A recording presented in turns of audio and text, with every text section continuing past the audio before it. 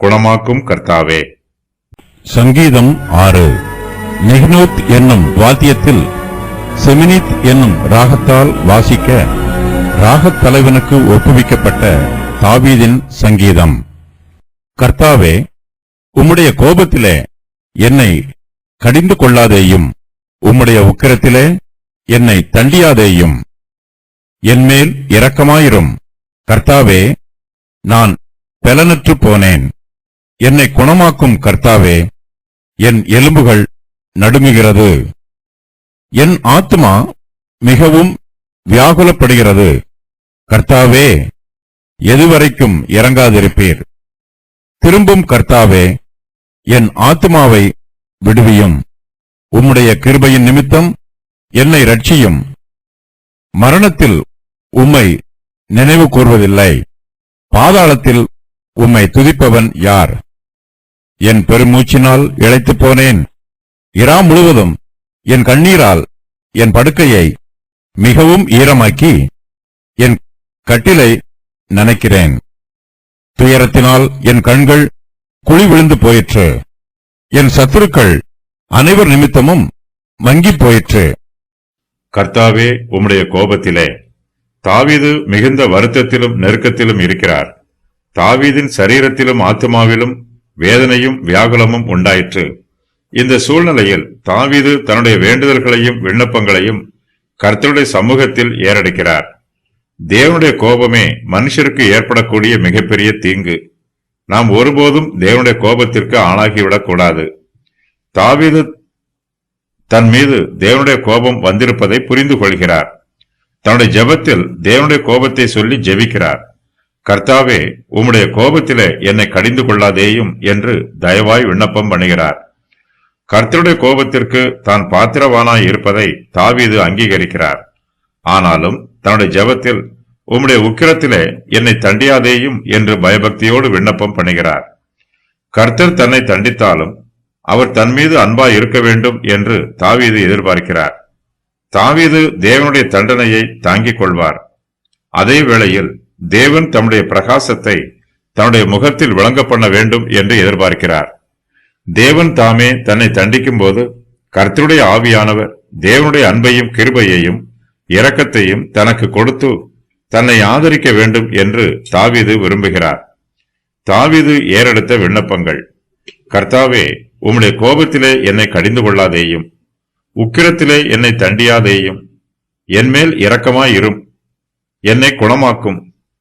திரும்பும் கர்த்தாவே, என் ஆத்துமாவை விடுவியும்.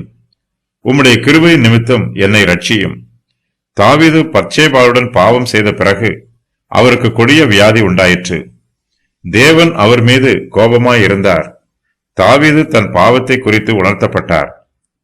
தாவீது மிகுந்த நெருக்கத்தில் இருக்கிறார். அவருடைய ஆவி பாடுகளினாலும் துன்பங்களினாலும் நெருக்கத்தினாலும் உடைந்து போயிற்று. அவருடைய ஆவி நொறுங்கி போயிற்று. மிகுந்த மனத்தாழ்மையில் இருக்கிறார். தாவீது தேவனுடைய சமூகத்திற்கு முன்பாக தன்னை முற்றிலுமாக தாழ்த்துகிறார். தாவீது ஜெபத்தில் பணிவான மனத்தாழ்மையான வார்த்தைகளை பேசுகிறார். நொறுங்குண்ட ஆத்துமா நொறுங்குண்ட வார்த்தைகளை பேசுகிறது. தாவீது தன்னுடைய நெருக்கத்திலே தன்னுடைய இருதயத்தின் வேதனைகளையெல்லாம் கர்த்தருடைய சமூகத்திலே ஊற்றுகிறார். தன்னுடைய துன்பங்களையும் துயரங்களையும் பாடுகளையும் கண்ணீர்களையும் கர்த்தருடைய சமூகத்தில் முறையிடுகிறார். ஒரு குழந்தை அதிகமான பாடுகளை அனுபவிக்கும் போது தனக்கு ஆறுதல் உண்டாக அது தன்னுடைய தகப்பனிடத்திற்குத்தான் போகும். அந்த குழந்தைக்கு உண்மையான ஆறுதலும் சமாதானமும் அதனுடைய தகப்பனை தவிர வேறு யாரிடத்திலும் கிடைக்காது. கர்த்தரே தாவீதுக்கு பரம தகப்பனாக இருக்கிறார். தான் நெருக்கத்தில் இருக்கும்போது தன்னுடைய வேதனையை மற்ற மனுஷரிடத்தில் முறையிடாமல் தன்னுடைய பரலோக பிதாவாகிய கர்த்தரிடத்தில் முறையிடுகிறார். தாவீதுக்கு சரீரத்தில் வேதனையும் வியாதியும் உண்டாயிற்று. அவர் சரீரத்தில் பலனற்று போனார். அவருடைய எலும்புகள் நடுங்குகிறது. யோபுவை போல தாவீதுக்கும் எலும்புகளிலும் மாம்சத்திலும் வேதனை உண்டாயிற்று. தான் பலனற்று போனதை தாவீது கர்த்தருடைய சமூகத்தில் அங்கீகரிக்கிறார். தன்னுடைய வேதனையின் மத்தியில் தாவீது கர்த்தரை நோக்கி, என்னை குணமாக்கும் கர்த்தாவே என்று பணிவாய் விண்ணப்பம் பண்ணுகிறார். தாவீது இந்த விண்ணப்பத்தை கர்த்தருடைய சமூகத்தில் ஏறெடுக்கும் போது அவருடைய எலும்புகள் நடுங்குகிறது. என் ஆத்துமா மிகவும் வியாகுலப்படுகிறது. தாவீதின் சரீரத்தில் வியாதி உண்டாயிற்று. அது புறம்பான சரீரத்தில் ஏற்பட்டிருக்கிற வேதனை. அந்த வேதனையோடு தாவீதின் ஆத்துமாவும் மிகவும் வியாகுலப்படுகிறது. தாவீதுக்கு உள்ளேயும் வேதனை, புறம்பேயும் வேதனை.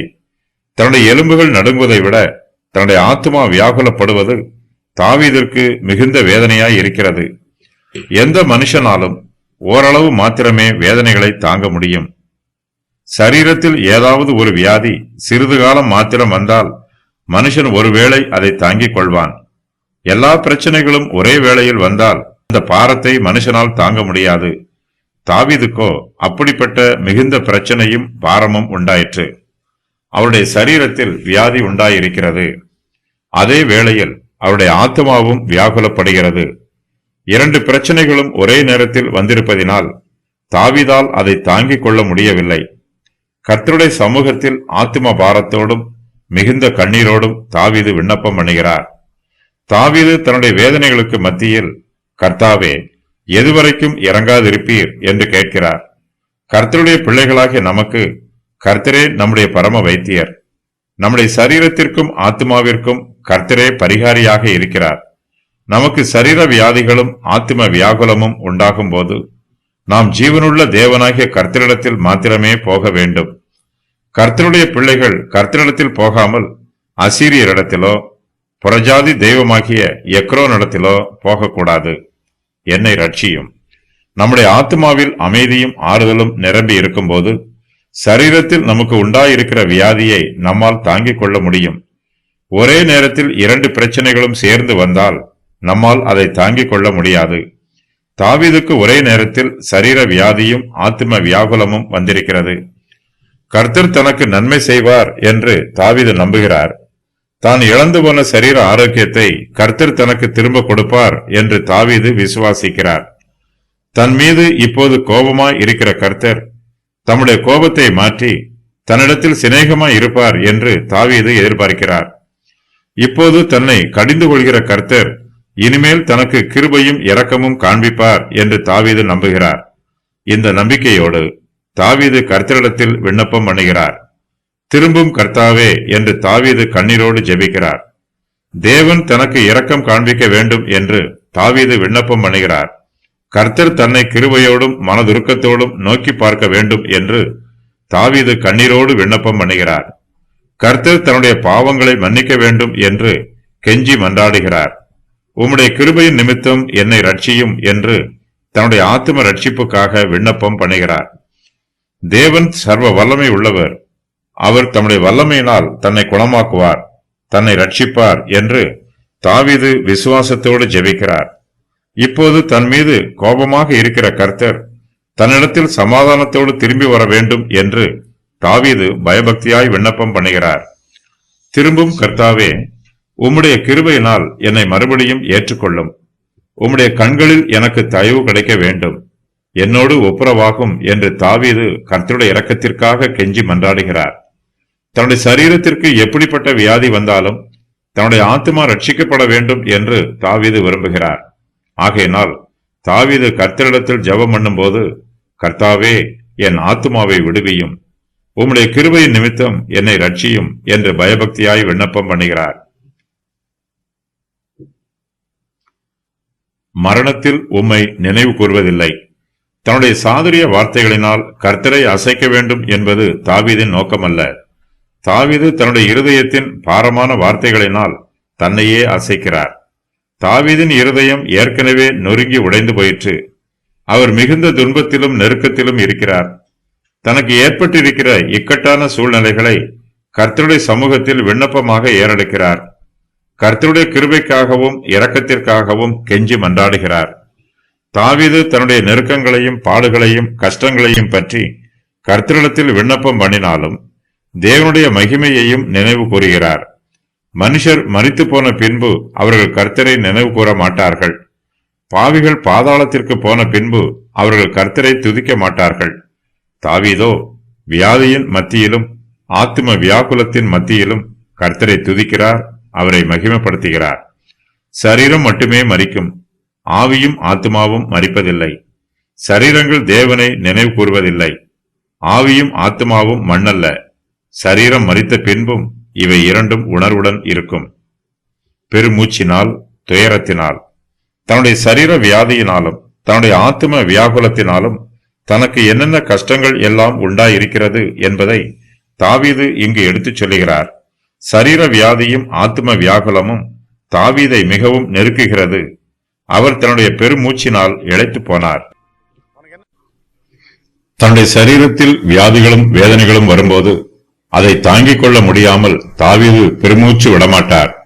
தாவீது மனதிடம் உள்ளவர், வேதனைகளை தாங்கிக் கொள்ளக்கூடியவர். தாவீதுக்கு சரீரத்தில் எத்தனை வியாதிகள் வந்தாலும் அதை தாங்கிக் கொள்வார். ஆனாலும் இப்போதோ சரீர வியாதியோடு அவருடைய ஆத்மாவும் வியாகுலப்படுகிறது. அவர் செய்த பாவம் அவரை வருத்துகிறது. அவருடைய மனச்சாட்சி அவரை குற்றப்படுத்துகிறது. தன்னுடைய ஆத்ம வியாகுலத்தின் நிமித்தம் தாவீது தனிமையில் அழுகிறார். தன்னுடைய படுக்கையிலும் அழுகிறார். இரா முழுவதும் தன்னுடைய கண்ணீரால் தன்னுடைய படுக்கையை மிகவும் ஈரமாக்குகிறார். தன்னுடைய கண்ணீரினால் கட்டிலை நனைக்கிறார். இவ்வளவு கண்ணீர் விட்டு அழுத பின்பும் அவருடைய ஆத்மா ஆறுதல் அடையவில்லை. அது இன்னும் வியாகுலத்தோடு இருக்கிறது.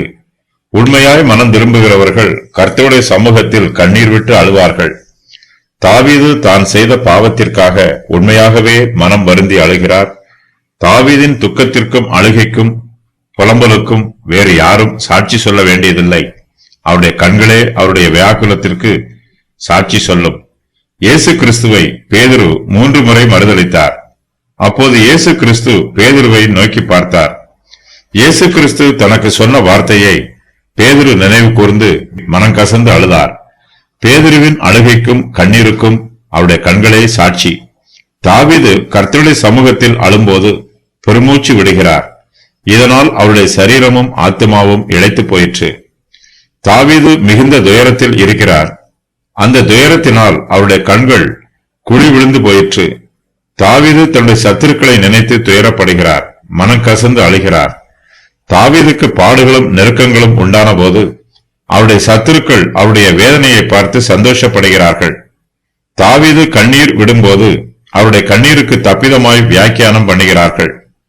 கர்த்தர் தாவீதை தண்டிக்கிறார் என்றும், தாவீது ஒரு துன்மார்க்கன் என்றும், தாவீதுக்கு கர்த்தருடைய கண்களில் கிருபை கிடைக்காது என்றும் தாவீதின் சத்துருக்கள் அவரை பார்த்து ஏளனம் பண்ணுகிறார்கள். இதனால் தன்னுடைய சத்துருக்கள் அனைவர் நிமித்தமும் தாவீதின் கண்கள் மங்கி போயிற்று. தாவீது துயரப்படும் போது அவருடைய சத்துருக்கள் அவருக்கு ஆறுதலான வார்த்தைகளை பேசுவதற்கு பதிலாக தூஷண வார்த்தைகளை பேசுகிறார்கள். தாவீது தன் துயரத்தில் கூறியவை: நான் பலனற்று இருக்கிறேன், நான் வியாதியாய் இருக்கிறேன், என் எலும்புகள் நடுங்குகிறது, என் ஆத்மா மிகவும் வியாகுலப்படுகிறது, என் பெருமூச்சினால் இளைத்து போனேன், இரா முழுவதும் அழுகிறேன், துயரத்தினால் என் கண்கள் குழி விழுந்து போயிற்று, என் கண்கள் சத்துருக்கள் நிமித்தம் மங்கி போயிற்று.